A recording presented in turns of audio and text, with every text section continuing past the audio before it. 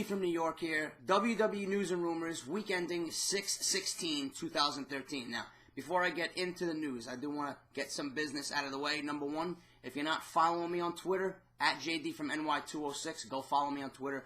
The new Facebook page, go like the new Facebook page. The link is in the description down below. I got several people liking the Facebook already and following me on Facebook. The new official page of JD from NY206. If you want all the happenings that happen here on my YouTube channel, Facebook and Twitter are the #1 sources. Also, we just reached 3,500 subscribers. I thank each and every one of you guys for getting me this far. I cannot do it without you. Thank you very much for listening to me every week and tuning in every week. I greatly appreciate it. And also, The Last of Us. I just started my first Let's Play with Sony's Last of Us. I got parts 1 and 2 live on my channel. I would greatly appreciate everyone's support on that. Tell your friends, tell your friends. Get everybody to watch the Let's Play, guys. I really want it to be a big part of my channel this year going forward. So I would greatly appreciate all the support on that. And thank you guys for you guys who watched it already and commented and liked. I greatly appreciate it. But as you can tell, my voice is still a little sore. I got news and rumors to discuss. I got big news. So I'm going to start off this week with Summerslam. Now, Summerslam takes place in August in Los Angeles. SummerSlam, WWE is shaping up to be a massive pay-per-view. There's a reason why it's the second biggest pay-per-view of the entire calendar year for WWE. Now, this past weekend, WWE officials discussed doing Seth Rollins and Roman Reigns versus Kane and The Undertaker, the Brothers of Destruction, at SummerSlam. If The Undertaker doesn't want to do the match, then it will likely be The Shield versus Randy Orton and Sheamus. Now, this is an interesting scenario. I'd rather it be The Undertaker versus The Shield along with Kane, okay? It needs to be that. SummerSlam can use that kind of match. SummerSlam can definitely use the star power The Undertaker brings. SummerSlam can definitely use a shot in the arm with a match like this. That would be a classic matchup to see. I know The Undertaker went on record to say that he definitely wants to work with The Shield because he sees huge potential in them, and if that's coming from The Undertaker, you know The Undertaker wants to do that. Now, why is The Undertaker still wrestling? Why is The Undertaker still wrestling every year? I got news on that immediately following my opinion on this piece. But if The Undertaker doesn't do the match and they go with Randy Orton and Sheamus, that's when Randy Orton's going to be turning heel, because I also have read, now if this happens, and if it's Randy Orton and Sheamus, that Randy Orton and Sheamus are going to be feuding, internally, up leading to that match with The Shield, and then at SummerSlam, that's when Randy Orton's finally going to turn on Sheamus, become a heel, and go on to be a bad guy for the rest of his WWE career, probably. But both scenarios can work. I'd rather see The Undertaker at SummerSlam, to be honest with you, because I think it adds more to the event. It's more of a main attraction, and SummerSlam can definitely use that, because, let's face it, SummerSlam has been completely stale the last couple of years, outside of a few bright spots. But if they book SummerSlam correctly this year, and the way things are shaping up and the things that I'm hearing, SummerSlam has the possibility to be the best pay-per-view of the year, because Wrestlemania was garbage, Extreme Rules was Royal Rumble was great, it just brings that nostalgia feel to it, and the Rumble is always great. Elimination Chamber was okay, but SummerSlam really has it this year to be the best pay-per-view that WWE puts on, and I hope that happens, because SummerSlam deserves to be up there with the best pay-per-views in any organization for any calendar year. And SummerSlam has got such a great history behind it. The WWE should do the event justice and book it the right way. Hopefully they do that. But other matches being planned for SummerSlam, guys. John Cena versus Daniel Bryan. Big E Langston versus either Big Show or Mark Henry. I would like to see Big E Langston versus Mark Henry. I think that would be a great match. Mark Henry's returning on Monday as a heel. We got Rey Mysterio, possible U.S. title feud against Dean Ambrose. If Rey is able to perform, that would be a great match. I see those two putting on great matches if they work together. Also, if Randy Orton is not included in that tag team title feud with The Shield, Randy Orton versus Ryback is also being discussed. I see that being a great feud. That may, Randy Orton obviously is still going to be a face. Ryback will be the heel. So that may be an interesting feud going into the summer.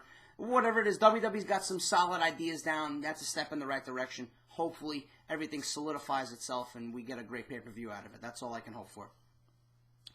Payback news. Payback is this Sunday. Obviously, you guys know that. At this time, John Cena is expected to retain the WWE title at Payback. That's a no-brainer. I don't see John Cena losing this title at all. The idea behind the 3 Stages of Hell match is to give John Cena a huge post-Wrestlemania obstacle and have him overcome it. This is nothing new. This is the way Vince McMahon books John Cena. This is why they call him Super Cena. Alright, this is nothing out of the ordinary. We've seen it so many times in the past. John Cena always overcomes his obstacles. It's kind of sickening to a WWE fan like me. I don't want to see it happen. I grew up with Hulk Hogan in the 80s doing the same thing. Now I'm watching it in my 30s, you know, with John Cena. It's just sickening to see the same guy win over and over and over again. Throw a wrench into his gears, have him struggle for a little bit, turn him heel, do something. But John Cena's booking, the way Vince McMahon is booking John Cena is incredibly safe. He don't want to turn him heel because John Cena makes money. And John Cena is the face of the company. You can't have the face of the company being a heel. That's plain and simple. But that's the reason why John Cena is being booked the way he is, and the 3 Stages of Hell match has been announced. They want to give John Cena something to overcome. And if that's the case, Ryback in a 3 Stages of Hell match, obviously we know John Cena is going to overcome all the odds and retain the WWE Championship. CM Punk is returning to the WWE this Sunday at Payback and will wrestle Chris Jericho.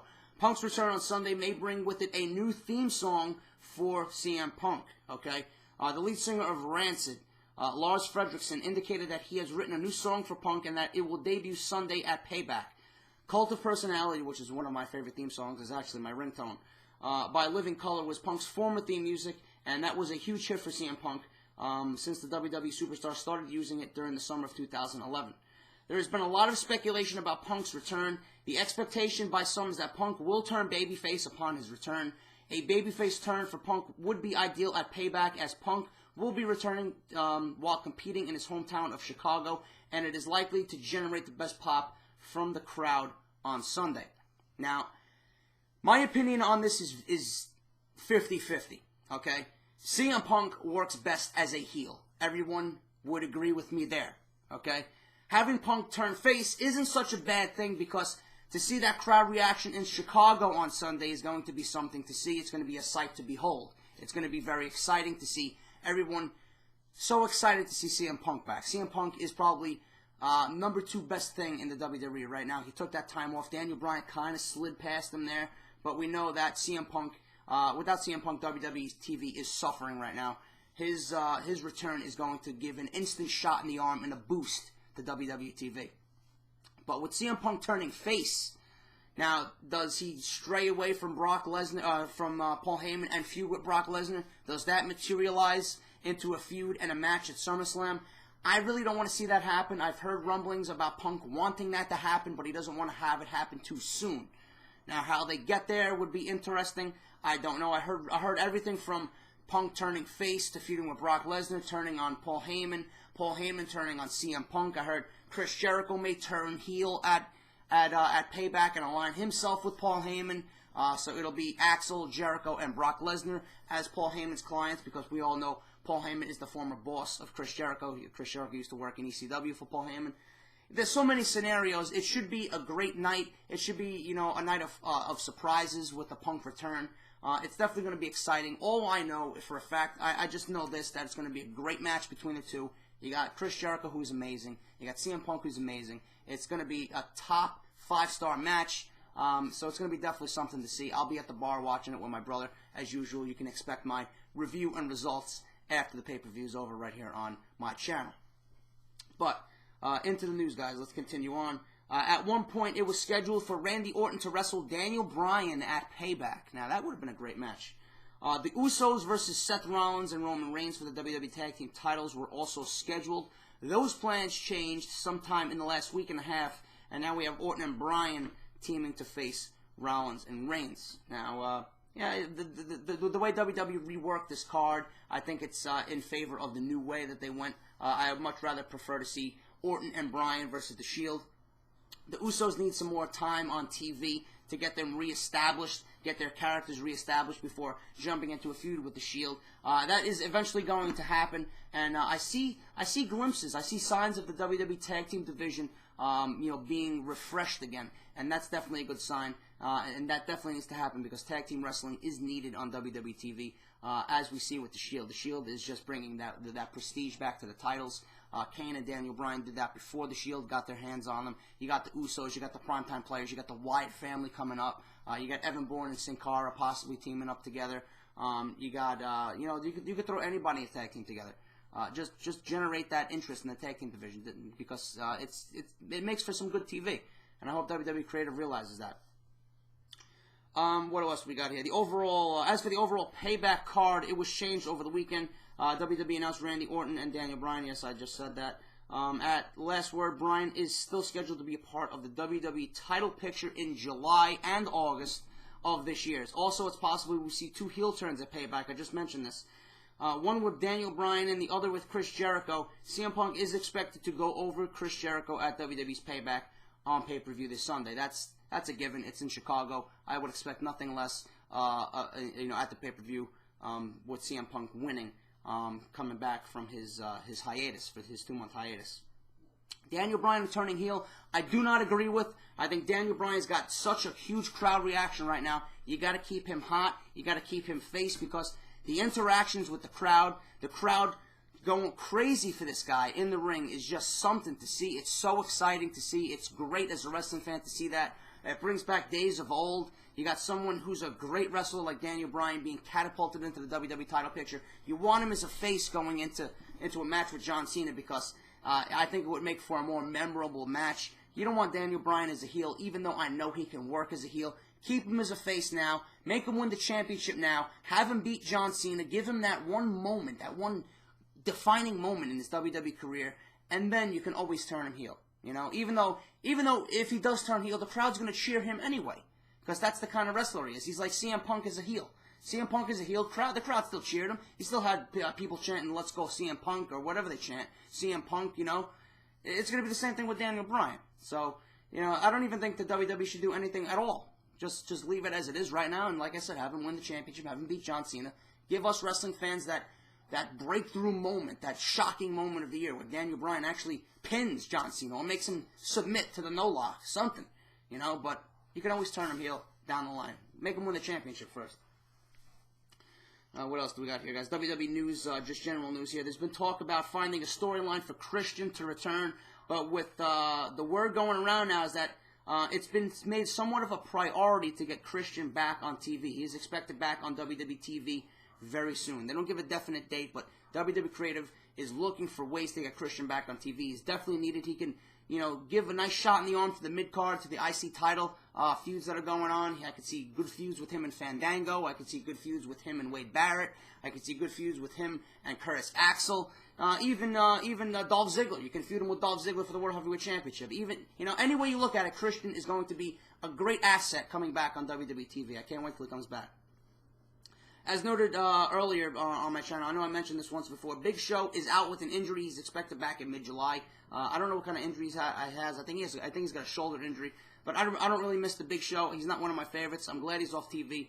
The Big Show to me is just a boring wrestler to insert into storylines. There's nothing about him that's stands out anymore. He's seen his day. He should be putting superstars over now. And not, winning championships, because when he was on TV before, he was winning WWE titles and World Heavyweight Championships. He was in a feud with Del Rio. He's in a feud with Sheamus. I don't want to see that anymore. Let the younger guys get there, move up the ladder. Big Show is done. So I really don't miss him that he's out, but he's expected back in mid-July. After Rey Mysterio's most recent visits to the doctors in Florida, his return to the ring has been pushed back to early August. I already noted that a possible feud with Dean Ambrose is in the works. Hopefully they can fit that in for SummerSlam. As noted, there is also talk about having him feud with Jack Swagger. I don't care. That's not something I definitely don't want to see. Possible feud with Jack Swagger because, Zeb Coulter's always making fun of Sin Cara's mask. Insert Rey Mysterio in there. He's the true Mexican superstar of the WWE. So, they may be leaning towards that. I don't know. I really don't care about that feud. We've seen that happen already. We've seen those two fight already several times. That's not something I want to see anymore, to be honest with you. Low Monday Night Raw ratings came in 2 weeks ago after going head-to-head with Game 7 of the NBA playoffs, the Eastern Conference Finals. There was a lot of fear within WWE Creative. Now, this is an interesting story.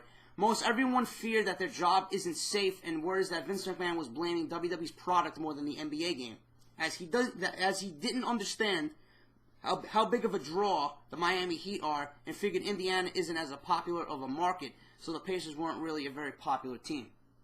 So Vince McMahon really didn't expect how big the Miami Heat were with LeBron James. He figured the Indiana Pacers were a small market team.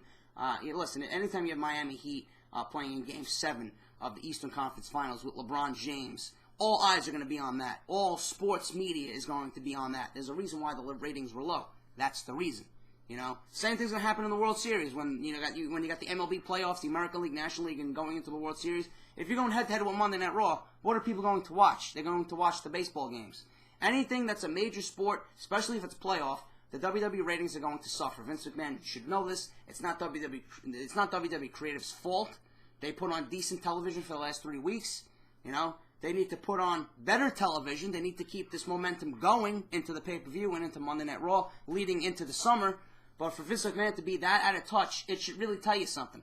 It means that he should be stepping aside and making Triple H take over most of the day-to-day activities.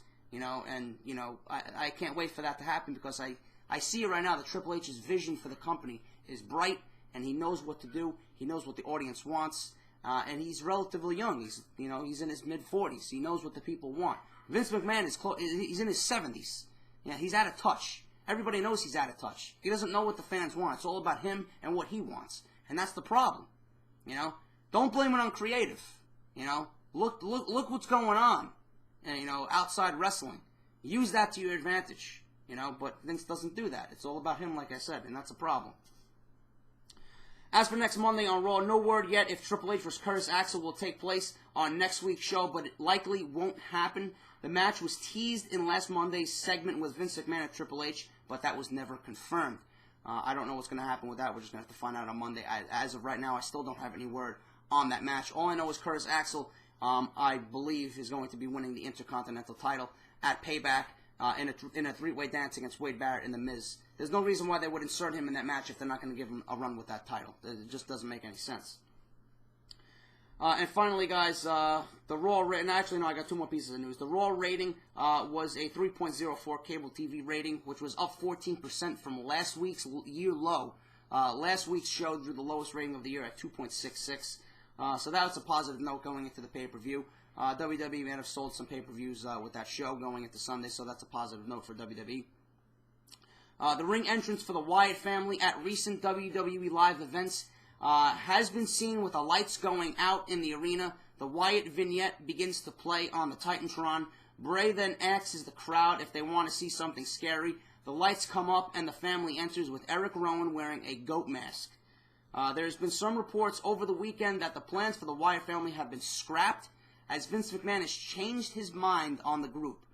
Those are false rumors. I just figured I'd throw that in there. The Wyatt family will definitely be debuting very soon. They're going to be a very big part of the tag team division, and Wade Barrett is going to be a big player in the WWE. That's that. He's the son of IRS, and he's going to be primed for superstardom in the WWE. I can't wait because it's definitely different, and it's going to be something out of the ordinary on WWE TV, and that's a shot in the arm that the WWE TV and their shows could definitely use.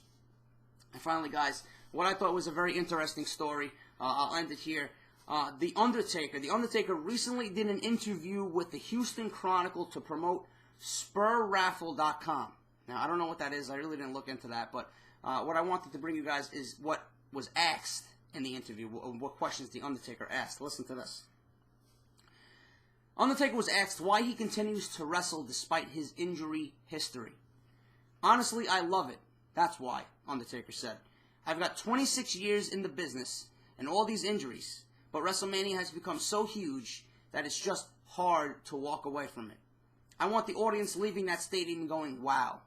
It's a responsibility I have being a top dog in this business. The crowd will let me know when it's time to leave, and they haven't done that yet. Taker also hinted at feeling a sense of obligation to work WWE's biggest pay-per-view of the year. And he also said, if I didn't perform at WrestleMania in some strange, weird way, I'd feel like I'm letting Vince McMahon down. Undertaker notes that his downtime is spent healing up, spending time with his wife and his kid, and working on his horrible golf game. There you got it, folks. You heard it from The Undertaker himself. The reason why he doesn't walk away is for the reasons I just told you. So if you're expecting The Undertaker to walk away anytime soon, it's not happening. You heard it from the man himself, live on the radio. All right? That is it, guys. WWE News and Rumors. I hope you enjoyed this week's show. If you did, please support by hitting that like button. And also, if you're not subscribed, if you're new to JD's channel, hit that subscribe button. Join JD's family. I'm out, guys. I will be back tomorrow night with WWE Payback review and results. After the pay-per-view ends, I'll be right back here for you guys. And then also Monday, you got Monday Night Raw. And then Tuesday, I'll be back for your Tuesday review and results of Monday Night Raw. So take care, guys. I'm out, and I will talk to you all soon.